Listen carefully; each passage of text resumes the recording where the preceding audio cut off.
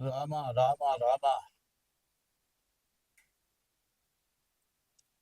శ్రీ గురుభ్యో నమ. హరి ఓం. శ్రీ మహాగణాధిపతయే నమ. శ్రీ మహాసరస్వత్యై నమ. శ్రీ గురుభ్యో నమ. హరి ఓం. యత్కర్తా జగతాం భర్త సంహర్త మహసాన్నిధి ప్రణమామి తమాదిత్యం బహిరంతస్తమోపహం భవత్యస్య నక్షత్రమస్త్రీదస్రస్తురంగమహత్ ఆద్యస్తురంగస్తురగ అత్రో వాజీయో హరి. గురువు అనేటువంటి వాడు ఎప్పుడు కూడా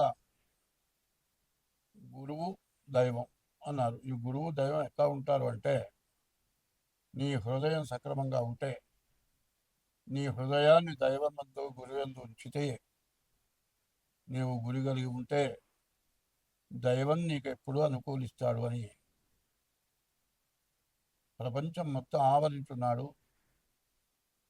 గురువుకి దైవానికి రూపం లేదు. అయితే నాకేదో గురువుపదేశం చేశాడు అని అనుకోవటం కాదు. గురువు యొక్క దయ నీ అందు ఉంటే దానంతా అది పుట్టుకొచ్చేస్తుంది. అటువంటి గురువుకి నమస్కారము. వైశాఖే మాసి కృష్ణాయ దశమ్యాం మందవాసరే పూర్వాభాద్ర ప్రబోధాయ మంగళం శ్రీ హనుమతే. హనుమత్ సీతా సమేత శ్రీరామచంద్రమూర్తికి శిరసాష్టాంగ నమస్కారాలు అర్పిస్తూ 2025 సంవత్సరం అక్టోబర్ నెల 9వ రాశి ధనస్సు రాశి. ఈ ధనస్సు రాశికి అర్ధాష్టమ శని. శని బాగాలేడు, కానీ వీళ్ళకి వ్యాపారం చాలా బాగుంటుంది, చదువు బాగుంటుంది, ఉద్యోగం బాగుంటుంది. మరి గురువు మాత్రం పూర్తిగా బాగాలేడు. గురువు బాగుండకపోవటం వల్ల తగాదాలు, గొడవలు, సమస్యలు, అవసరమైతే పోలీస్ కేసులకు కూడా పోయే పరిస్థితి కనపడుతుంది. కానీ మీ జాతక రీత్యా అర్ధాష్టమ శని అవ్వటం చేత యాక్సిడెంట్లు జరగడానికి అవకాశం ఉంది, కొట్లాటలు జరగడానికి అవకాశం ఉంది. తగాదాలకి ముందుకు పోవద్దు. ఎంతసేపు వ్యాపారంలో కూడా తగ్గి అణిగి ఉండండి. తొందరపడే పనులు చేయొద్దు. మీరు జాగ్రత్తగా వ్యాపారం చేసుకోండి. ఎవరైనా తిట్టినా ఆ గోడను తిట్టారు అన్నట్లుగా ఉండాలి. నన్ను తిట్టారు, నువ్వెవట్రా నన్ను తిట్టడానికి అని తగాదా పెట్టుకోవద్దు. ఊరికినే కూడా గొడవ పెట్టుకుంటారు. వాళ్ళతో తిరిగి వివాదం పెట్టుకోవద్దు. ఇట్లా లేకుండా ఉండాలి అంటే డేట్ ఆఫ్ బర్త్ ద్వారా మీ జాతకం చూపించుకోవడం చాలా అవసరం. ఈ రాశి వాళ్ళు ప్రతిరోజు కూడా సూర్యుడు ఉదయించేటప్పుడు మధ్యాహ్నం 12 గంటలకు, సాయంత్రం 5 గంటలకి 3 వేళల సూర్య నమస్కారం చేయండి.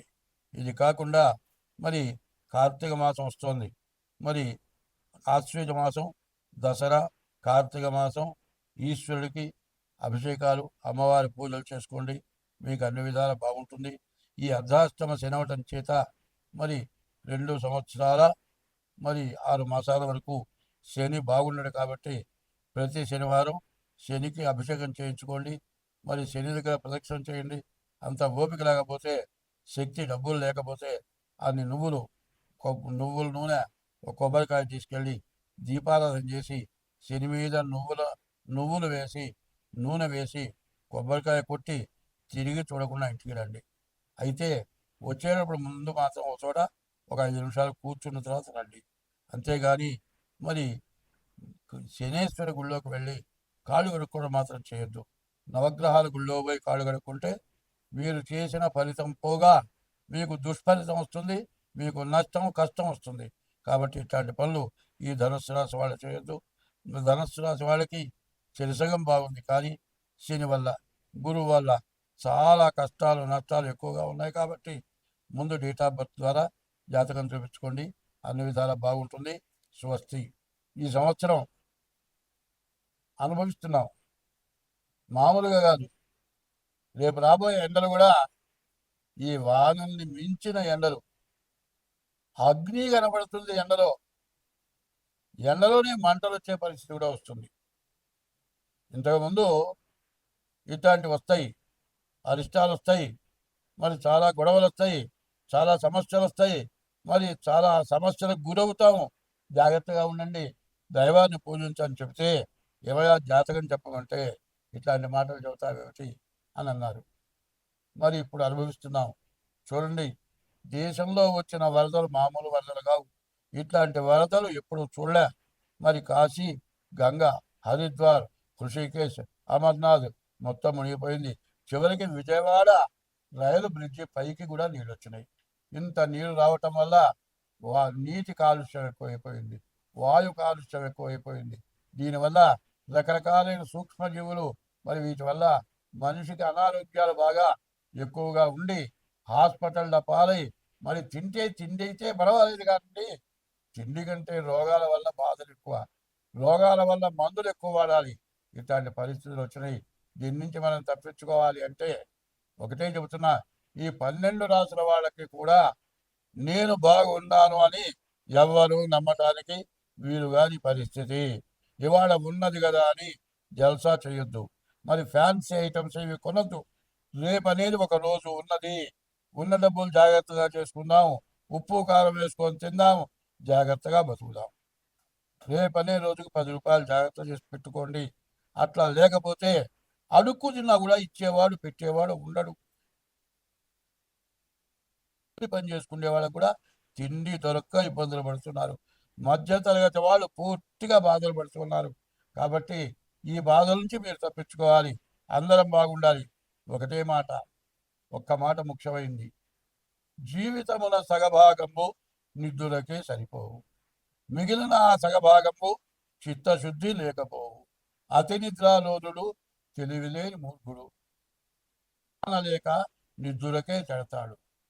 మత్తు, ఈ మత్తు నిద్ర మత్తు. నిద్ర 12 గంటలు పోతే తర్వాత లేచిన తర్వాత 2 గంటల దాకా మత్తు వదలదు. ఇది కాకుండా రాత్రి 12 గంటలు నిద్రమత్తు, లేచిన తర్వాత నిద్రమత్తు ఇంకా 2 గంటలు, తాగొచ్చి పడుకుంటే 10 గంటల దాకా మత్తు. ఈ మత్తు నుండి బయటపడాలి. ఈ మత్తు పదార్థాలు వాడటం తగ్గించాలి. రోజు కనీసం సూర్యోదయానికి ముందుగా లేచి కనీసం 3 గంటలు లేచి 5 గంటల దాకా దైవాన్ని స్మరించాలి. ఎట్లా? ఓం నమ శివాయ, ఓం నమో నారాయణాయ, మరి ఇట్లాంటి మంత్రాలని ఒక్క 3 గంటల సేపు స్మరించి తెల్లవారుగానే సూర్యుడికి నమస్కారం చేయటం చేయండి. ఇట్లా చేస్తే మీ కష్టాలన్నీ పోతాయి, అందరం బాగుంటాం. దేశం మొత్తం బాగుండాలి అంటే మానవ జన్మ ఎత్తిన వాళ్ళందరూ కూడా బ్రహ్మ ముహూర్తం 3 గంటలు లేవాలి, 5 గంటల దాకా భగవంతుడి యొక్క నామస్మరణ చేయాలి. ఏమి కన్నా హరే రామ రామ రామ హరే హరే, హరే కృష్ణ కృష్ణ కృష్ణ హరే హరే. ఈ నామం ఇది షోడశ నామాని. కల్మషనాశనము, కలిలో ఉన్న కల్మషం పోతుంది. ఈ కలియుగంలో నామస్మరణే మోక్షాన్ని కలుగజేస్తుంది. ఈ కలియుగంలో పాపం పోవాలి అంటే భగవంతుడి నామస్మరణ వల్లనే సమస్తం పోతుంది. కాబట్టి కలవు స్మరణాన్ముక్తి. కలియుగంలో భగవంతుడి యొక్క నామస్మరణే ముక్తి, మోక్షం కలుగజేస్తుంది. స్వస్తి.